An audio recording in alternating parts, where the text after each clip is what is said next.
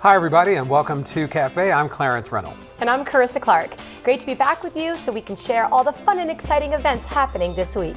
But first, Crystal Candy went to the Central Florida Zoo and she has something really interesting for us to see. Hey Crystal.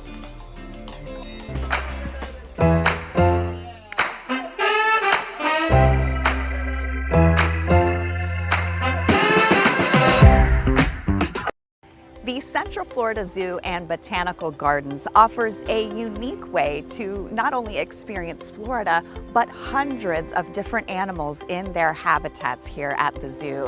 And we are here with the Director of Animal Operations. This is Chris Torge. And you have quite a few residents here at the zoo, right? That's correct. We have over 350 individual animals here at the Central Florida Zoo, from our smallest little tarantula up to our giant giraffe. You know, what I do love about walking through the boardwalk of the zoo is you might encounter, some incredible birds as you're walking that are in different exhibits.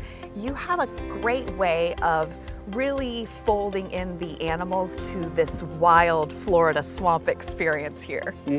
Yeah, so we have a unique experience with our botanical gardens and the fact that we are such an outside zoo with all of the lush environments that we have, that we can have the gardens and the exhibits all sort of melding together. So it is a great fun experience. What are some of the big draws for the zoo? The ones that people come here and they have to see? I think a lot of people come here for nostalgic reasons because they came here as kids themselves and they fed, the goats in the barnyard and they fed the giraffes before, and now they're bringing their kids to feed the giraffe.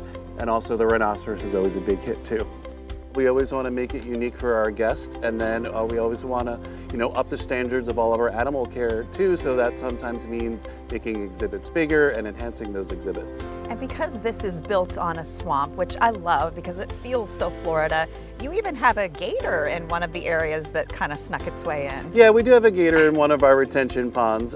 He's a visitor, but we also have 2 American alligators that are part of our collection, along with 2 other crocodiles too. You guys have a really great opportunity with everyone coming in to really educate and also open their eyes to the conservation that is so important for people in your field and at this zoo. Yes, so that's a big part of why the zoo is here, to educate all of our guests. So last year we had over 55,000 people take part in our education programs, and that includes our daily classes, it includes zoo camps which happen throughout the year, and then our special events like night hikes and things like that. Yeah, I was gonna say, you guys are always doing something. If you guys check out their website, you will see there are family activities, there are seasonal activities, in addition to the zoo being open and offering just this beautiful opportunity to see all these kinds of animals. Yes, we're always busy here. So our events that are coming up soon are Hippity Hop, so that's our Easter celebration. And also one of the favorites for the community is Brews at the Zoo. Brews at the Zoo. Now, we were able to experience the Asian Lantern Festival. That's really become a huge event for you all. That's correct, yeah. So that takes over the zoo for a couple of months, and this year we welcomed over 90,000 guests into our doors for that event. So what makes the Central Florida Zoo so unique in your experience? You've been in this field quite a while. It's such a welcoming place for families to be able to walk across the boardwalk, to bring their snacks, to bring their strollers. I mean, this is just a fun day to experience the zoo. Yeah, we are a family-friendly zoo, so when you first come in, you'll see the train, so you can have a train ride with your family.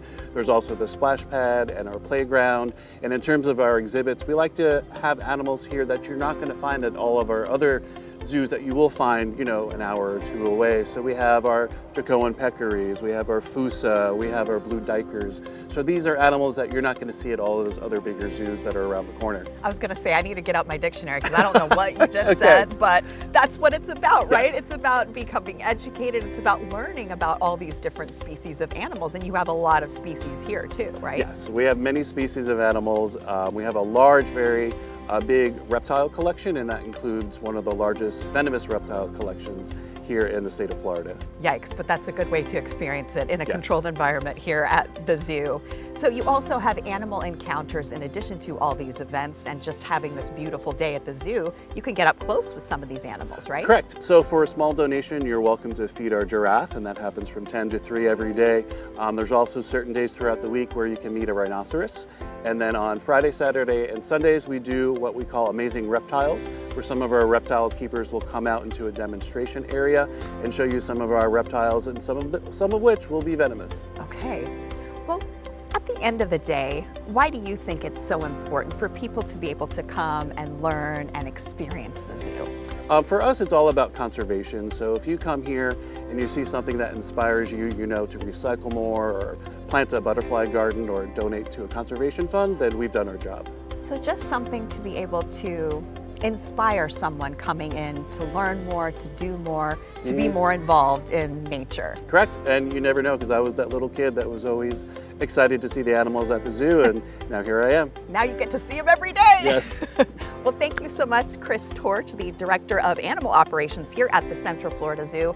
And as you can see, there is a lot more to learn, so please check out their website at centralfloridazoo.org.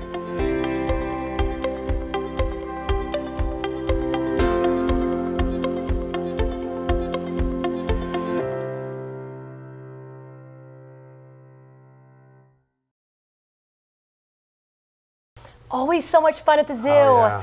I love everything about it. It is lush, it is beautiful, it is exciting. It's a wonderful time. Wonderful destination. It absolutely is. The Orange County Office on Aging presents another edition of its Life Information for Elders series on September 25th. And this week's theme spotlights the power of facial massage with master esthetician Egypt Bennett. She'll reveal the transformative effects of facial massage and cutting-edge anti-aging techniques. The seminar begins at noon at the Orlando Public Library South Creek branch and is always free. To register for one class or the whole series, email officeonaging@ocfl.net. The Spotlight Cabaret series at the Winter Park Playhouse continues this month with Daryl Rubin Hall as he takes audiences on a 1-hour cabaret journey performing Broadway hits. Hall is a seasoned professional musical theater performer and vocalist with on and off again Broadway credits. The show takes place September 25th and 26th at 6:30 p.m. both evenings. For tickets, visit winterparkplayhouse.org. Fusion Fest invites you to enjoy an evening exploring the cuisine and culture of Colombia on September 26th at Simon Perilla Bar and Grill. Enjoy music, dance, and a meal that samples many of the favorite foods of Colombia. Feast on Colombian sausage, cornbread, fried cassava, fried green plantains, and for dessert, a Colombian rice pudding. Guests will also be entertained by Colombian musicians and folk dancers, and the fun starts at 7 p.m. Go to fusionfest.org for more details. If you're looking for something to help you with all those outdoor projects, check out Orlando Home and Garden Show from September 27th through the 29th. The show features home improvement and outdoor living products, family entertainment, and celebrity guests. The event is located at the Orange County Convention Center and admissions is free. Go to OrlandoHomeandGardenShow.com for more information.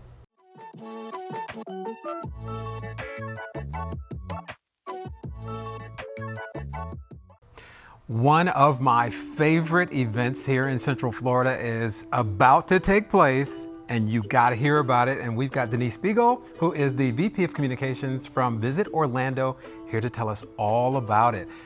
Welcome. Thank you so much for having me. I'm excited to be here. So, tell us about this thing called Magical Dining. Yes, this is Visit Orlando's Magical Dining presented by Orlando Health. It begins on August 16th, runs through September 30th. And what it is basically a restaurant week, but it's like 6 weeks, right? Because we do it big in Orlando, right? So we have more than 150 restaurants in our area, record-breaking number, that are offering 3-course menus for either $40 or $60 during this time frame. What are some of the restaurants? Are these like, Chick-fil-A, or are these like really, really nice restaurants that you otherwise wouldn't have a chance to go to? Right, it is definitely more upscale. Now these are all dinners, $40 and $60, so there's a range of sort of more affordable and more high-end. It's throughout all of Central Florida. You have new restaurants to the program this year. We have 24 new restaurants. We have Michelin-rated and recommended restaurants as part of this program. So you're going to find everything, every option. But really, it definitely focuses more on upscale, but gives you a really great value because we really make sure that those menus are providing value to you at that $40 or $60 level. Many restaurants are ones that I otherwise would not go to other than Magical Dining. So it's really nice to be able to get out and get into the community and see what else is out there. But also, the menu is sort of set. Can you explain how that works? Sure. So it's a prefix menu, and you can have the $40 or $60 option. There's always an appetizer, an entree, and a dessert. And so you have that menu. Ask for the Magical Dining menu if you don't see it there at the restaurant, and then you see those options. And usually the restaurants give you about 3 options to choose from each. Some even will offer an upgraded option or an accompanying wine pairing with it too. Some of them get really fancy during it. So you can check those out on our website. Really cool thing is if you have any dietary restrictions, right? We have a filter on our website where you can sort by vegan, vegetarian, gluten-free to really make it easy for you. So if people have like a gift certificate or something else that they have a discount from a restaurant, will it apply during Magical Dining? I believe so. It's good to call ahead or email the restaurant ahead of time. I believe so that they will honor that. There are opportunities. Sometimes we give away Magical Dining gift certificates through as we lead up with, we do some promotions with some radio stations and stuff too. But yeah, I would just contact the restaurant to make sure that it applies during this time. How does reservations work? Can you just walk in or are reservations recommended? I highly recommend reservations because especially there are certain restaurants that fill up and they have high demand for Magical Dining. So what you can do is when you go to OrlandoMagicalDining.com, the website, you can search the restaurants and you can actually make reservations. We have a partnership with Open Table, so you can make those reservations through the website and it makes it very easy, but start planning now. Start those schedules. We have people in our office that create Excel spreadsheets and really plan in advance. So you want to get on it. Oh, you're talking about me? Talking about myself and my friends. There's 150 restaurants this year, and so it really gives you a chance. I've already started to sort of plot out my path and which week I'm going to go which place. Right. Because you have to kind of do that. You and do. I love it, love it. Can you split your meals with other people, or is it like one per person? It's one per person. I mean, you can share once you order, but it is one per person. That's fabulous. So this is not just a great event for foodies. This also benefits charity. Tell us about that. Absolutely. So it is like the perfect combination of great food, great price for residents. It brings business to local restaurants, and also it benefits charity. So $1 for every $40 menu and $2 for every $60 menu goes to a local charity. And this year the recipient is the Mustard Seed of Central Florida. And what they do is they are a bank for people in need in our community that need furniture and clothing. And one of the things that we do every year is we have a theme around our charity recipient. It changes every year. And our theme this year was sustainability. And what we found with the Mustard Seed is that they do this in a very sustainable manner. So they're not only recycling and providing these refurbished supplies to people in need, they also have a very innovative recycling system where if they can't use it, they recycle it and keep it at a landfill. So they're a wonderful organization. Nice, nice. You know, for those who don't know about Visit Orlando, what is it and what does it do? So Visit Orlando is a destination marketing organization. So we are responsible for bringing visitors and meetings and conventions to Orlando for the community benefit. So Magical Dining is not only for local residents, we want to bring visitors from out of market here too. So to really be that economic engine for our destination. So Denise, I want to make sure everybody has the website because that's where you're going to go in order to look at what restaurants and plot out, like I did, exactly which restaurants you want to go to and what the menus look like. Where can people go to find that information? OrlandoMagicalDining.com, and I will tell you this is a fabulous website. It is brand new. We just launched 8 new websites for Visit Orlando. Our team put a lot of blood, sweat, and tears into making this a beautiful and very easy to use website. So check it out, OrlandoMagicalDining.com. Super functional. If you want to separate by neighborhood or parts of town, you can do that. And like you mentioned, with dietary things, if you want to look for certain kinds of restaurants, it is very functional. Yeah, and you can even save your favorites and then send them to friends. Like, so for example, there was a woman in my office who got a call from her father. She never hears from him. He calls like 3 times a year. She picks up the phone, excuses herself from a meeting because she was worried. And she's like, what's going on? Are you okay? I am fabulous. I've just been looking at Magical Dining on the websites and picking all of our favorites and making sure that we plan our dinners together. Like, people are so excited, and the website makes it really easy to use. I may be one of those people. Denise, thank you so much for being with us. Thank you for having me. Of course, you can go and check out your favorite restaurant at the Magical Dining website, and we'll see you eating well in Orlando. Join the vibrant celebration of Latin and Hispanic culture at the Mount Dora Viva La Frida Festival in downtown Mount Dora on September 28th. Enjoy a day filled with rich experiences, delicious food, lively music, and creative art inspired by the legendary artist Frida Kahlo. Join in on the Frida Lookalike contest or vote for your favorite. Also, community outreach groups will be on hand to provide a wide variety of services to Latino families. The festival begins at 11 a.m. Visit mountdoraart.org. Jersey Boys the Musical is at Osceola Arts now through September 29th. Jersey Boys transports you to the heart of the 1960s, where 4 ordinary guys from New Jersey, armed with just their dreams and undeniable talent, climb to the pinnacle on pop music stardom. This riveting musical biography reveals the true life saga of Frankie Valli and the Four Seasons. For tickets and showtimes, go to osceolaarts.org. The Orlando Museum of Art presents Golden Legacy, 80 Years of Golden Books, now until November 24th. Experience the nostalgia of little golden books with over 60 masterpieces of original illustrations from the Random House archives. The exhibition features pieces from beloved picture book classics like The Pokey Little Puppy, Home for a Bunny, and many more. For tickets and showtimes, check out omart.org. For Taste of the Town, I had the opportunity to go to Ole Red. It is so much fun. Take a look.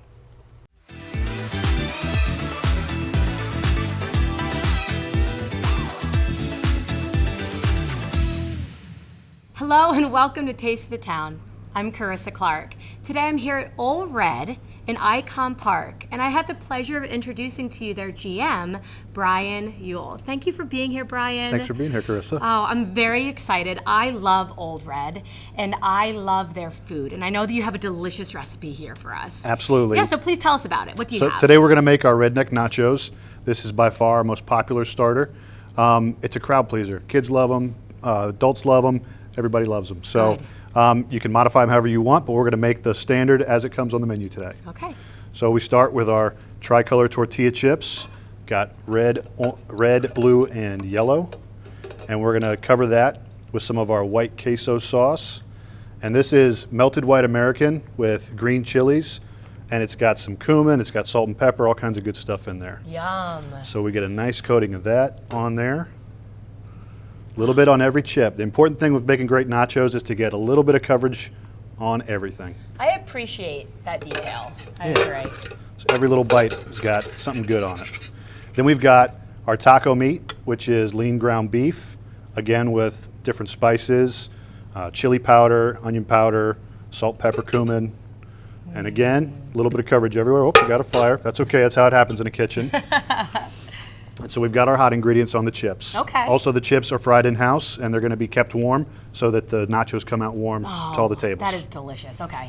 Then we're going to go with pickled jalapenos. All right. Got to have those for a nacho. Agreed. Unless you don't like the heat, this is definitely an important part of the flavor component. Okay. And again, I love a jalapeno, personally. good coverage. Yes. So we got a little bit everywhere. Yes. And then we'll go to our black olives. Same idea, a little bit everywhere. And just like a real kitchen, we're all over the place here. We're really cooking.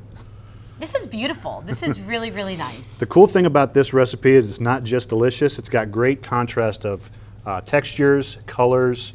So, you know, you eat with your eyes first, And with this one, it really entices the person. And literally, like, this plate is dancing. Now, is this what makes it redneck? Is it just the corn? I know you said it's like a corn. A corn salsa, so that's almost like a southern chow chow. And also we use, the next ingredient, house pickled red onion.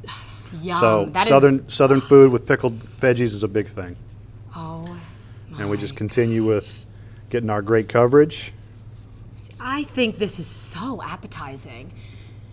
So appetizing and completely reasonable. to Absolutely. make. Look how easy that is. And then a lot of nachos will come with your standard sour cream. We kick it up a notch with an avocado crema. Oh. So then you're gonna get a little drizzle of that right on top. Brian, wow. This is And- making me hungry. And the very last thing to give it a Yeah. great herbaceous kind of note and also another great color pop is baby or micro cilantro. Brian. And that is our redneck nacho. And now that looks completely fantastic. Like, I'm salivating, and I think maybe you are at home. Now, I know that you also run a lot of live events here, and I know that you can book. Is this something that people like to do often? You can do this in your event, but really the sky's the limit.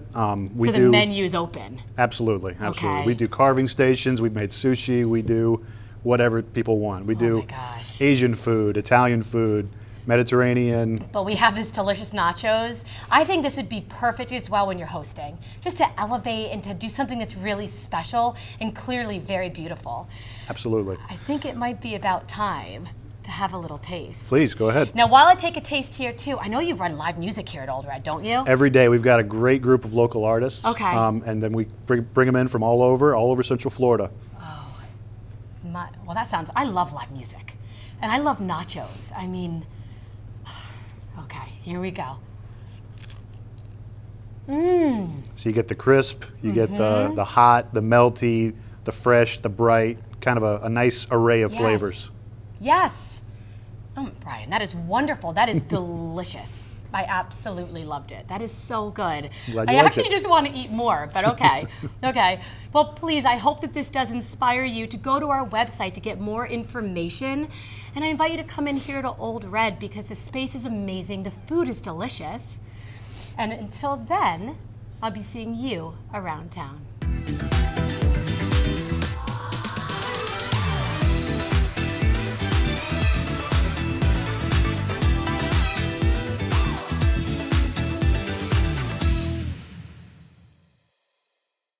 What a great atmosphere. It looks like a good time. It is amazing. There's live music. The food is fantastic. Absolutely must go. Nice. The pokey little puppy. Yeah. Are you serious? Golden Books, which I remember. I I think do I was a little too. old for Golden And I Books. do have kids at home, and I find they do come in as gifts every once in a while. Really? Yeah. Like Nice. super old school. Very sweet. Nice, nice, nice. Yes. Very, very nice. Well, that wraps up this week of events. And if you have one that you'd like to share with us for next month, send us an email at cafe@ocfl.net. I'm Clarence Reynolds. And I'm Carissa Clark. Remember to join us next week to see what's new and exciting in your community.